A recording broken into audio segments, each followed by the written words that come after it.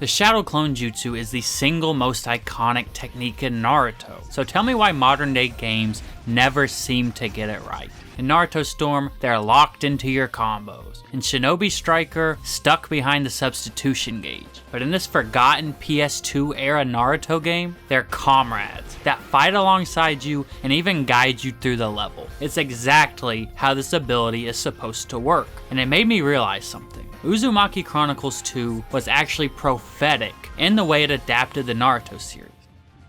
The first thing is that Uzumaki Chronicles 2 is an action RPG. This means the developers didn't have to obsess over balance the same way the Naruto Storm devs do. And the result of that was powerful yet lore accurate abilities that no other game has adapted in quite the same way since. It doesn't matter if Naruto and Kakashi can spam shadow clones because you're fighting groups of enemies, not a single human opponent.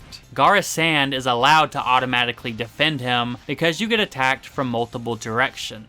And thank you, for once, Shikamaru actually feels like a strategist. I know, it's hard to believe. We have here the most mechanically accurate version of the Shadow Possession in a video game. These attacks sell that Naruto fantasy to you, but it's more about what the game wants you to do with them. Because like a real shinobi, Uzumaki Chronicles 2 sends you on missions, but not every mission has the same objective. In escort jobs, defensive characters like Neji or Choji can make guarding a payload feel trivial, while Guy and Lee's attack potency makes them A1 picks against bosses. If you're doing a long range mission though, you want Conqueror or Gaara because they can straight up cheese their way to victory. Yes, any character can beat any mission just fine, but the game rewards you for thinking like a chunin. You're supposed to carefully select your teammates for the utility of their moves and not just their raw power. Now, a modern Naruto game would stop there, but Uzumaki Chronicles pushes it even further by imposing limits on those abilities. There is no hold triangle to recharge your chakra in this game. Once you're out, you're out. That means careless jutsu use can run you dry and threaten your mission success. Even kunai have to be rationed. And this is just another reason your choice of squad can become a life or death decision. In a game that constantly dares you to run out of resources, Sakura's ability to siphon health and chakra makes her invaluable during longer missions. Whether you bring her or stock up on items at the shop, playing this game does legitimately make you feel like a classic Part 1 ninja.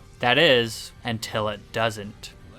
As it turns out, limitations exist in this game only to be broken. The more you grind, the more the game starts to resemble Naruto Shippuden. Few Naruto games have a legitimate progression system like Uzumaki Chronicles, but what's most Naruto about it is just how far you can climb. Even after you've maxed out your stats, skill chips exist to take you even higher. These give you unorthodox abilities like air dashes, immunity to stun, and best of all, infinite chakra.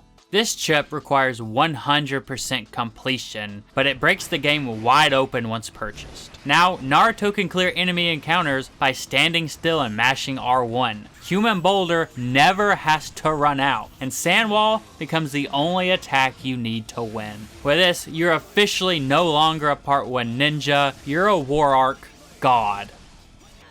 But let's slow down here, because this is also the exact moment the game starts to reflect Naruto's darkest themes. Once players obtained unlimited power, they realized it wasn't enough to satiate them. Buried deep within this game's files are techniques the players were never meant to access.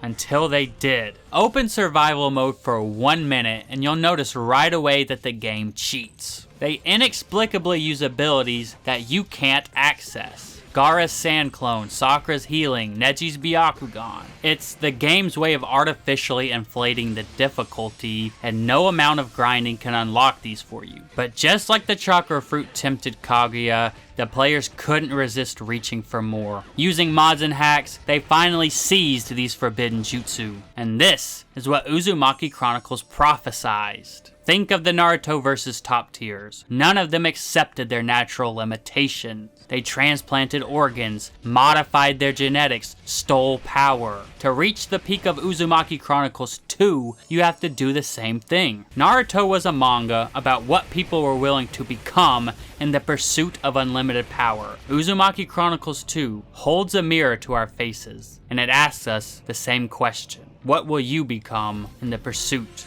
of power? Okay, I'm just joking. Here's the honest truth. Uzumaki Chronicles 2 is so addicting because limitation breeds innovation. This was a low-budget game, but it accidentally captured that feeling of progressing as a ninja. And as we move away from Naruto Storm, and we move away from Shinobi Striker, I think more games should experiment with the action RPG model. Let me know in the comments what genre you want the next game to be, and thank you for watching.